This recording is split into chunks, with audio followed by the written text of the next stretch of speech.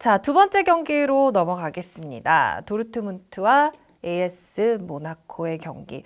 요 경기는 어떨까요? 요 경기요. 한 줄만 먼저 네. 말씀드리자면요. 지금 해외 평론가들 중에서는 이 경기 두 경기 득점 합계 한 10대 8 정도 나오지 않겠느냐라고 얘기하는 평론가가 있어요. 네. 아주 익사이팅 경기가 충분히 될 가능한 거예요. 시나리오라고 봅니다. 그러니까 지금 클롭 감독 시절에 개개인 프레싱으로 돌풍을 일으켰던 그게 이제 2011년부터 2013년 사이 아닙니까? 그 이후에 도르트문트는 지금 2차 진화 시기를 겪고 있다. 투엘 감독 체제에서도 또 한 번의 변화입니다. 그래서 최근 3백으로 계속 변화를 주면서 진화를 위한 시험 무대인데 사실 이번 모나코전을 그것으로 돌파를 할 수 있으면 도르트문트가 이번에 충분히 더 나갈 수 있는 어떤 힘이 될 수 있겠습니다만 근데 이게 지금 약간 기복이 있는 또 운영이거든요. 네, 이 전술 운영이. 그래서 한 의원님 따라 지금 안정적으로 똑같은 경기 패턴을 가지고 안정적으로 하는 내용은 아닙니다. 그래서 경기 상황에 따라서 변화가 될 가능성이 높은데 네. 문제는 이제 모나코죠. 모나코 하면 또 득점력 저희가 예, 굉장히 많이 모나코가 언급했었잖아요. 오히려 2003, 2004 시즌 이때보다 일단 개인 능력은 더 좋아 보입니다.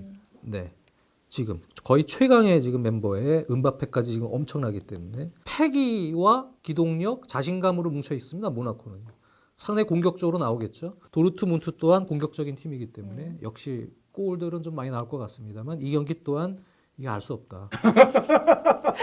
알 수 없죠. 네. 네. 그러니까 제가 봤을 때는 이 도르트문트와 모나코의 대결이 지금 세계의 모든 평론가들로부터 이게 뭐 이름값만 보면 초거함 대 거함의 대결은 아니지만 어떻게 보면 네 경기 중에 사실 가장 재밌을 경기라는 지금 예상들이 많이 나오고 있어요. 그런데 도르트문트는 물론 베테랑들이 좀 있기는 합니다만 그래도 도르트문트도 말씀하셨던 대로 젊은 선수들이 좀 많고 그 플리시치라든가 대표적으로 우스만 덴벨레 선수가 또 있잖아요. 이게 지금 특히 프랑스 선수로서 덴벨레 선수와 은바페 선수 간에 19살 대 뭐 18살 이 대결이 또 어떻게 되느냐가 또 세계적인 지금 관심사 매치업이라고 볼 수가 있는데 전체적으로 두 팀이 모두 젊고 공격적이고 기동력을 또 바탕으로 하고 이러한 어떤 스타일들이기 때문에 아주 재미있는 매치가 예상이 됩니다만 저는 사실 미세하게 보면 그래도 조금은 다르다 두 팀이. 그러니까 여타의 팀과 경기를 할 때는 도르트문트가 되게 공격적이고 뭐 이런 평가를 받습니다만 모나코와 도르트문트를 비교해 보면 도르트문트가 그래도 점유라든가 수비만으로 보면 조금 더 안정적이에요.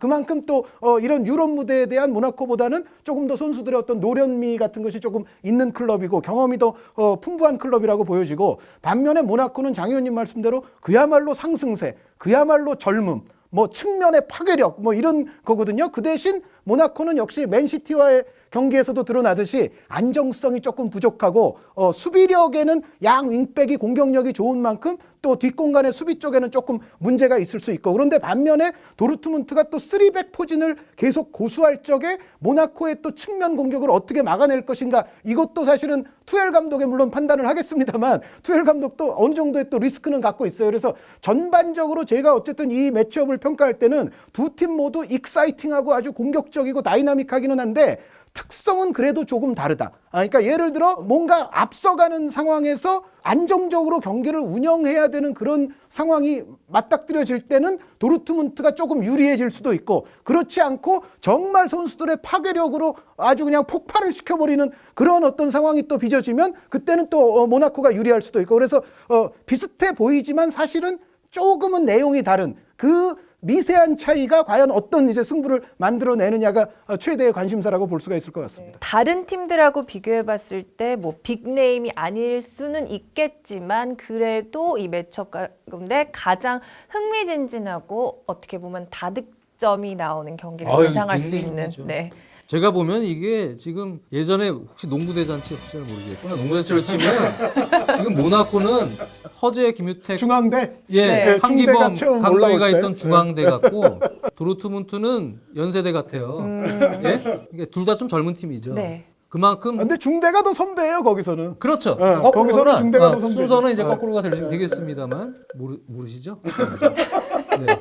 그래서 그때 느낌이에요. 그만큼 뭐 거칠 것이 없어요. 중앙대가 당시에 뭐 현대나 삼성 만나도 꿀 거 없이 하는 것처럼 연대도 마찬가지였어요. 패기 넘친다는 말씀이시죠? 예, 그만큼 지금 어떤 팀도 이길 수 있는 능력이 있는 선수, 좋은 선수들이 많습니다. 네. 근데 다만 1차전에 모나코의 바카요코 선수가 빠진다는 거. 그거는 또 어떻게 되느냐. 그러니까 중앙 미드필드를 1차전에 모나코가 어떻게 구성하느냐는 조금 지켜봐야 될 것 같아요. 그러니까 무티뉴 선수와 파비뉴 선수 이렇게 바카요코- 4-4-2에서 세우기에는 약간 좀 부담이 있을 것 그래도 같아요. 무티뉴 선수가 있으면 조금 세밀하면 낮을 수 있어요. 그런 면은 있죠. 네, 바카요코가 약간 그런 부분이 좀 약한 부분이 있으니까. 네.